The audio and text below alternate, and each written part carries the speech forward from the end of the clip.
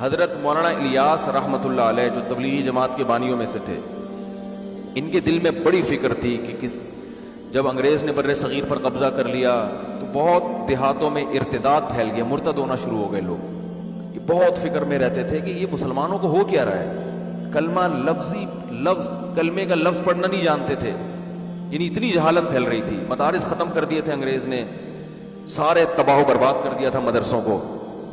تو یہ بہت فکر، یہ راتوں کو اٹھ کے پریشان، نیند اڑ جاتی تھی ان کی کہ بھئی کیا کروں میں۔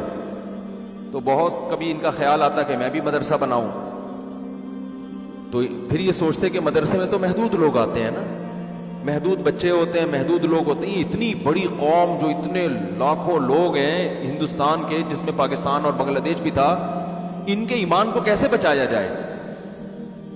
نہ پیسے ہیں، نہ وسائل ہیں، حکومت برطانیہ کی ہے، وہ تو اسلام کو نہیں پسند کرتا تھا۔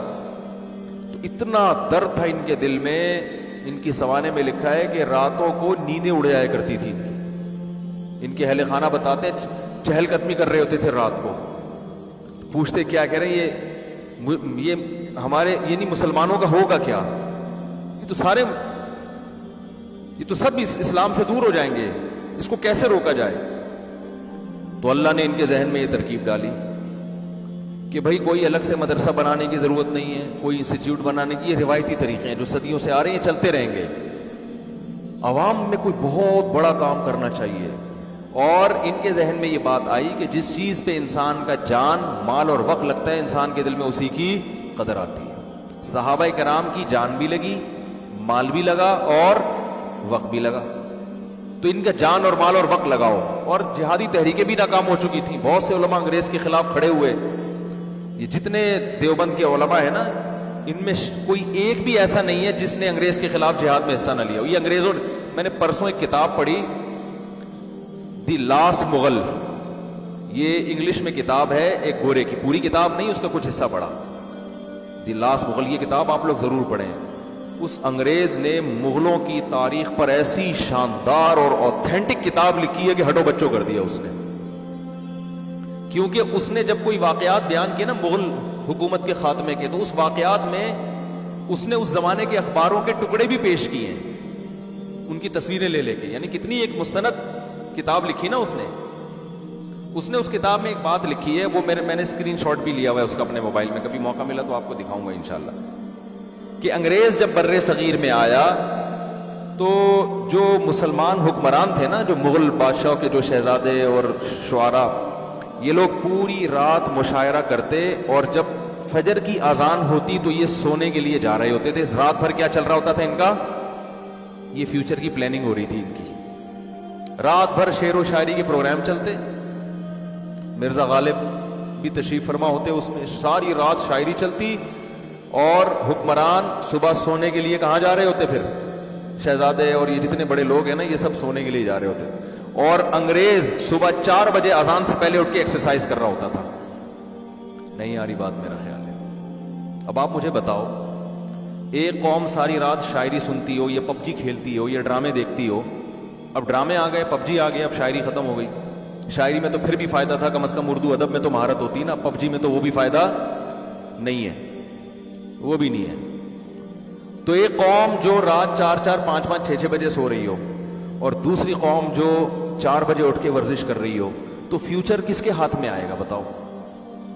جو رات بھر شاعری سن کے، ڈرامے دیکھ کے، فلمیں دیکھ کے، پب جی کھیل کے سونے والی قوم ہے، یا وہ جو صبح 4 بجے اٹھ کے اپنے دن کا آغاز شروع؟ انگریز یہ کر رہا تھا، اور خدا کا قانون ہے، جو محنت کرتا ہے اللہ اسے عطا فرماتے ہیں، بغیر محنت کے نہیں ملتا۔ اگر بغیر محنت کے ملتا نا تو نبی صلی اللہ علیہ وسلم بدر میں تھوڑی آگے لڑتے، اپنے صحابہ کو یہ تھوڑی کہتے کہ قوت اختیار کرو اور اپنے جسموں کو مضبوط بناؤ، یہ تھوڑی کہتے۔ تو اس میں یہ لکھا ہے کہ انگریزوں کے خلاف جو لڑائیاں ہوئی ہیں نا، اس میں اس انگریز نے علماء دیوبند کے ایک کے نام بیان کیے ہیں۔ وہ گورا لکھ رہا ہے کہ یہ وہابی تھے، اور یہ لڑے، یہ لڑے، یہ لڑے، یہ لڑے۔ یہ میں اس لیے بتا رہا ہوں آپ کو کہ آج بہت سارے الٹے سیدھے الزامات علماء دیوبند پہ لگائے جاتے ہیں۔ تو انگریز کے خلاف اگر کوئی میدان میں حقیقی معنوں میں آ کے کھڑا ہوا ہے نا، تو کون کھڑا ہوا ہے؟ یہ وہی جن کو صوفی کہا جاتا ہے، جن کو کہا جاتا ہے یہ بس چٹائیوں پہ بیٹھ کے اللہ اللہ کرنے والے تھے، یہ چٹائیوں پہ بھی بیٹھتے تھے اور میدان جنگ میں گھوڑوں پہ بھی بیٹھتے تھے۔ تو جب وہ جہادی تحریکیں ناکام ہو گئی، کیونکہ مسلمانوں نے حقیقی معنوں میں ساتھ نہیں دیا، انگریز اتنا ذہن بنا چکا تھا کہ بغاوتیں ہو رہی تھی، اپنے ہی لوگ بغاوت کر لیتے تھے۔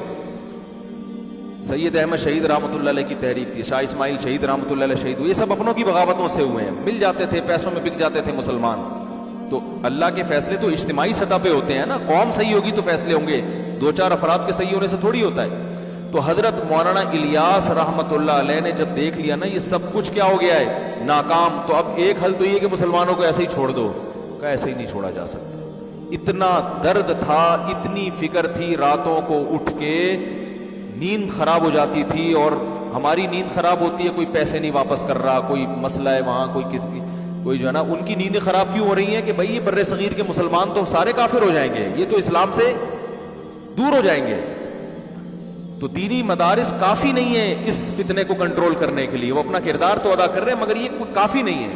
تو انہوں نے کیا کیا کہ لوگوں سے کہا، جا کے منتیں کی، دیہاتیوں کی، پاؤں پکڑے کہ بھائی کچھ وقت ماحول تبدیل کرو، اللہ کی راہ میں نکلو، کلمہ سیکھ لو، کچھ موٹی موٹی ایمان کی باتیں سیکھ لو۔